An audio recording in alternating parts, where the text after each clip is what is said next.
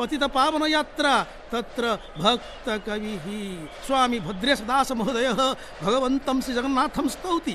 तरंगाणां राशिर्जलधि हृदयानंद भरितो वियद विस्तीर्णाभो रविकरगणो दीप्तिरमण शुभम यन्माहात्म्यं विकिरति मुदा दिव्य मधुरम जगन्नाथो नित्यं हृदय भुवने नृत्यतु मम। महाप्रभु जगन्नाथ नित्यं मम हृदये नृत्यतु। कथं तस्य मुखमण्डलं दृश्यते पश्यन्तु भवन्तः। चक्रनयनं वर्तुलनयनं चकाखीत्यत्र भक्ताः नृत्यं कुर्वन्ति गायन्ति स्तुवन्ति भगवन्तं श्रीजगन्नाथं। मुखाब्जे नेत्राब्जे नयन सुखदे दुःखदल धरम चंद्रम भाले सकल सुभगे भव्य विभव सुहासावासोऽयं प्रणय लसितश्चित्तहरणो जगन्नाथो नित्यं हृदय भुवने नृत्यतु मम। महाप्रभु श्री जगन्नाथः अपलकनेत्राभ्यां जगद्वासिनां कृते अवलोकयति। अद्य तस्य पावनयात्रा पतित पावनयात्रा तत्र भक्ताः प्रतीक्षमाणाः सन्ति। नन्दिघोषरथः प्रतीक्षमाणः वर्तते। कथं सेवकाः तत्र छत्रसेवां चामरसेवां कुर्वन्ति। घण्टाध्वनिः तत्र श्रूयते। पश्यन्तु इदानीं वयम् अवलोकयामः। तत्र रथस्य उपरि तत्र तालध्वजरथस्य उपरि महाप्रभुः आरोहणं करोति बलभद्रदेवः। बलभद्रदेवः अग्रे अग्रे गच्छति। पृष्ठतः पश्यन्तु तत्र आगच्छति महाप्रभुः श्रीजगन्नाथः। श्रीजगन्नाथः नृत्यं कुर्वन् आगच्छति। भक्तानां हृदयम् आन्दोलने आगच्छति। तत्र विशालाभ्यां द्वाभ्यां वर्तुलनेत्राभ्यां जगद्वासिनाम् अवलोकनं करोति। मध्ये भगिनी सुभद्रा। तत्र यदा वयं सुभद्रा तत्त्वस्य चिन्तनं कुर्मः सृष्टि भद्रं यस्याः प्रकाशात् सा एव भवति सुभद्रा। वाराही विष्णुपुराणे उच्यते कृष्णवर्णातु वाराही सुकरास्या महोदरी वरदादण्डिनी खड्ग बिभ्रति दक्षिणे सदा खेटपासा मयात्मा मे सेवकापि लसदरुजा। विष्णुधर्मोत्तरपुराणे उच्यते यज्ञ सुकर जायात्म जयं देहि जयावहे जये अजये जयपागारे जयशीले जयप्रदे। एवं उच्यते चतुर्बाहु प्रकर्तव्या सिंहस्था सर्वमंगला अक्षसूत्रं कंजं दक्ष्ये शूलकुण्डिधरोत्तरे। एवं सा एव देवी भवति सुभद्रा। एवं सा एव भवति शक्तिः। सा भवति चामुण्डा। सा भवति भद्रकाली। सा भवति विमला। एवं सा भवति हरचण्डी। एवं रूपेण तत्र भक्ताः भगवतः प्रार्थनां कुर्वन्ति। अहो दिव्यं रूपं भगवतः श्रीजगन्नाथस्य भवन्तः पश्यन्तु। अवलोकयति भगवान् महाप्रभुः जगन्नाथ नृत्यं कुर्वन् शिरसि मयूरचन्द्रिका इव यदा सः कृष्णरूपेण अत्र भुवि अवतीर्णः आसीत् कथम् अपूर्वां लीलां चकार। इदानीमपि अत्र श्रीक्षेत्रं नित्यवृन्दावनक्षेत्रमिति उच्यते। अत्रैव महाप्रभुः श्रीजगन्नाथः श्रीकृष्णरूपेण गोपेशरूपेण अद्भुतां लीलां रचयति। नृत्यं कुर्वन् आगच्छति। तस्य शिरसि टाहिया इत्यस्य पुष्प अलङ्कारस्य अपूर्वा शोभा विद्यते। यथा प्रभुः नृत्यति मन्दं मन्दं चलति तथैव अत्र टाहियापि नृत्यति। पश्यन्तु एवमेवं भक्तहृदयमपि नृत्यति। प्रत्येकमपि भक्तः चिन्तयति कदा प्रभोः सान्निध्यं प्राप्स्यामि महाप्रभोः दर्शनं करिष्यामि मम नेत्रद्वन्द्वं पवित्रं भविष्यति। अतः अत्र भक्तः प्रार्थनां करोति। भगवतः प्रार्थनां करोति। किं कथयति भक्तः? कथयति हे प्रभु कदा भवान् रथारूढः भविष्यति अहं भवतः दर्शनं करिष्यामि। रथारूढं दृष्ट्वा नयन सुभगं वामनतनुं पराङ्मुक्तिं लोकाविगतकलुषायन्ति महतिम् अथ ख्यातो नाथ पतितजननाथो जनमुखे जगन्नाथो नाथो मम हृदयनाथो विजयताम्। तत्र भक्ताः दर्शनं कुर्वन्ति। अत्यन्तम् उत्कण्ठया दूरवाणीयन्त्रेण चित्रमपि उत्तोलयन्ति। पश्यन्तु भवन्तः तत्र चामरसेवकाः चामरसेवां कुर्वन्ति। आलरसेवकाः आलरसेवां कुर्वन्ति। भगवान् आगच्छति। राजाधिराजः आगच्छति। महाराजः आगच्छति। अस्माकं तत्र हृदयस्य देवता आगच्छति। त्रैलोक्यनाथः आगच्छति। बडदाण्डस्य तत्र पवित्रीं कुर्वन् आगच्छति। एवम् अत्र पश्यन्तु भवन्तः तालध्वजरथस्य उपरि आरोहणं करोति महाप्रभुः बलभद्रदेवः। श्रीरामं पशुपालवेशरुचिरं वन्यप्रसूनस्रजं श्रीनीलाम्बरमीश्वरं भयहरं श्रीकृष्णचन्द्राग्रजं नेत्रानन्दकरं पवित्रतुलसी क्षेत्राधिवासप्रियं तालंक यदुवृष्णिवंशतिलकं वन्दे प्रदीप्तश्रियम्। इदानीं पश्यन्तु भगवन्तः महाप्रभुः जगन्नाथः नृत्यं कुर्वन्नेव शनैः आगच्छति। स्वकीयः रथः नन्दिघोषरथः तत्र प्रतीक्षां करोति। अहो जगन्नाथः भक्तः निवेदयति भावं विकसित यशो भक्तिकार्ये रतोऽहं ग्राहं तव सुवचनं नोगता मन्दबुद्धिः गायं प्रथितचरितं पापभारेति वक्र स्मारं नगतकषणो हि जगन्नाथ नौमि। हे प्रभो जगन्नाथ, अद्य भवतः विश्वप्रसिद्धारथयात्रा।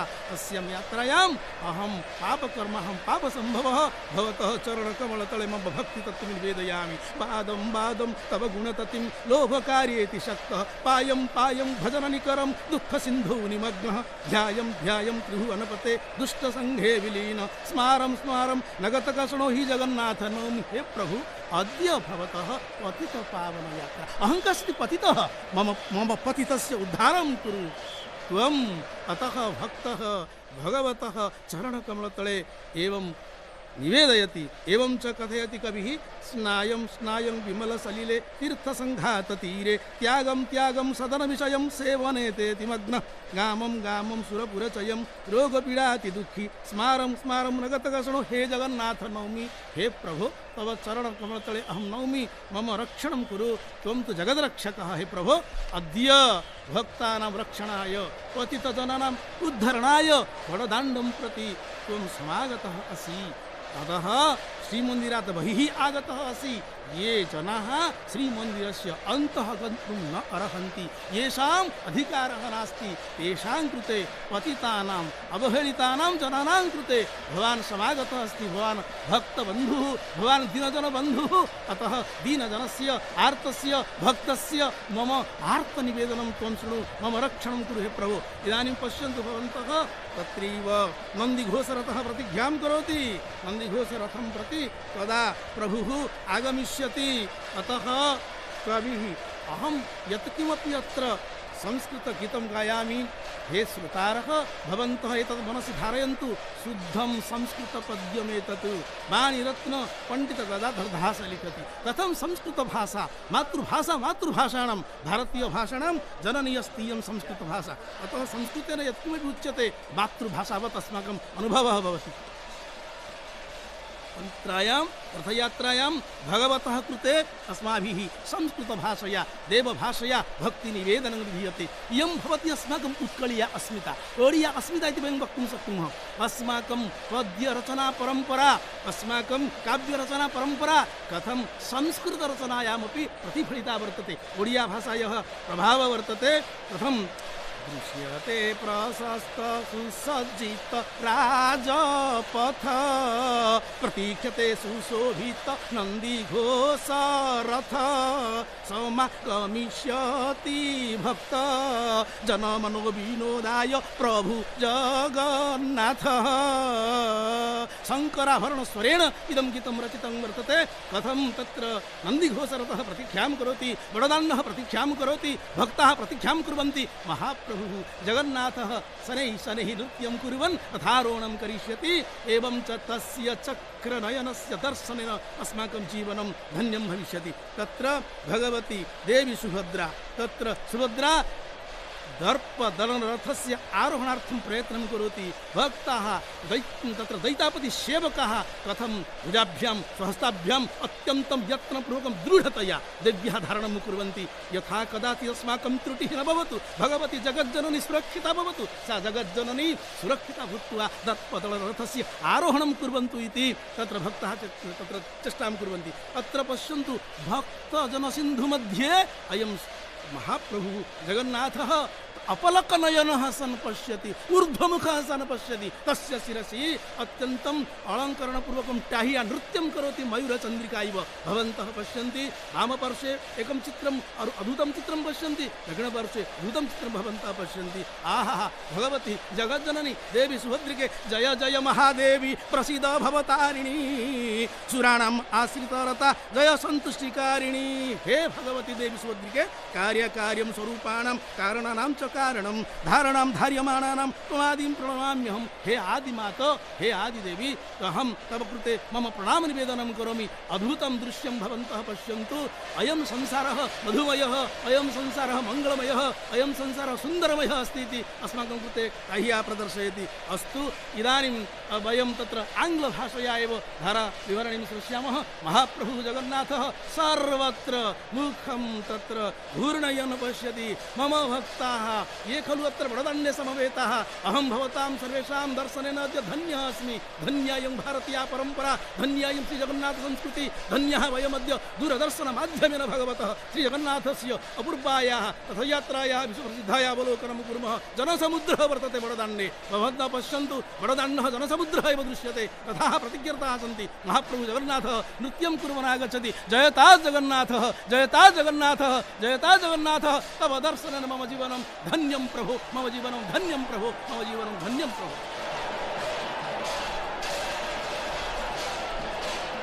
All glories to Lord Jagannatha. Om Shantakaram Bhujagasayanam Padmanabham Suresham Viswadharam Gagana Shadrusham Meghavarnam Shubhangam Lakshmikantam Kamalanayam Yugirbidhyana Gamyam Bande Vishnum Bhayabhayaharam Sarvalokaikakanatham. He belongs to all people. That is Lord Jagannatha, looking majestic enough with the tahiya, with the floral crown, and is on the grand road to alight the designated chariot, that is Nandi Ghosha. He is the center of all attention here, and the stout-bodied servitors, they are the bodyguards in fact.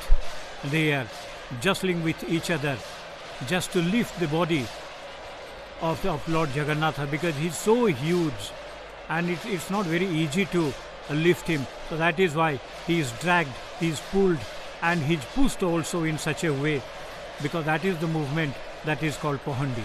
The stepping of Lord Jagannatha, he has come down the 22 steps, and 22 steps, it has a greater significance for the Jagannatha consciousness. And after getting down the 22 steps and through the canopy of the eastern gate, that is called the Lion's Gate, or the main gate, or the main entrance, he has now stepped onto the grand road. There are certain servitors of Daitapati clan.